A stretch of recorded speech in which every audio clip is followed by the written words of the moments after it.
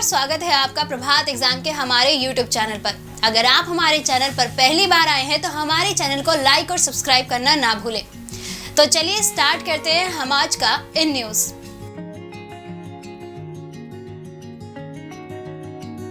G20 शिक्षा मंत्री की बैठक। हाल ही में शिक्षा मंत्री ने बाली, इंडोनेशिया में G20 शिक्षा मंत्रियों की बैठक को संबोधित किया।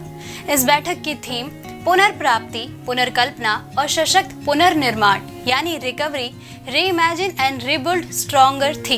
क्या रहे प्रमुख बिंदु? पारंपरिक अनुभवों को साझा करने और नए विश्व के निर्माण के लिए मिलकर काम करने के महत्व पर जोर दिया, जिसमें शिक्षा, आम चुनौतियों का सामना करने हेतु प्रयास प्रमुख बिंदु रहे।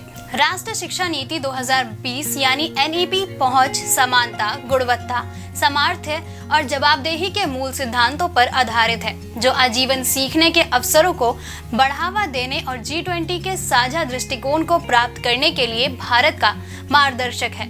NEP 2020 के कार्यान्वयन के माध्यम से अधिक लचीला और समावेशी शिक्षा एवं कौशल परिस्थितिकी तंत्र के निर्माण तथा प्रत्येक शिक्षार्थी के रचनात्मक क्षमता को साकार करने की दिशा में भारत के तीव्र प्रगति पर प्रकाश डाला गया।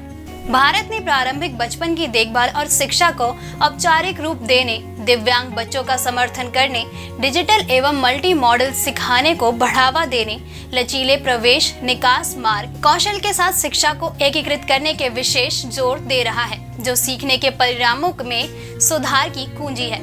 क्या है G20 समूह? यह 19 देशों और यूरोपीय संघ का एक अनौपचारिक समूह है, जिसकी स्थापना वर्ष 1999 में अंतर्राष्ट्रीय मुद्रा कोष तथा विश्व बैंक के प्रतिनिधियों के साथ हुई थी।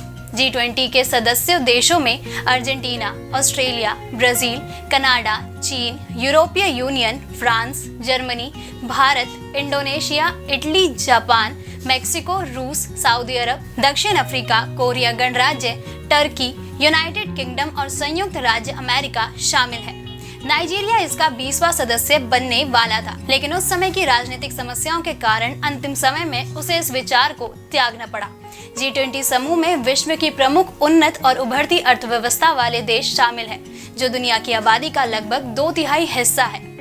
क्या है G20 की कार्य प्रणाली? G20 का कोई स्थायी मुख्यालय नहीं है और सचिवालय प्रत्येक वर्ष समूह की मेजबानी करने वाले या अध्यक्षता करने वाले देशों के बीच रोटेट होता है। सदस्यों को 5 समूह में बांटा गया है। रूस, दक्षिण अफ्रीका और टर्की के साथ भारत समूह 2 में है।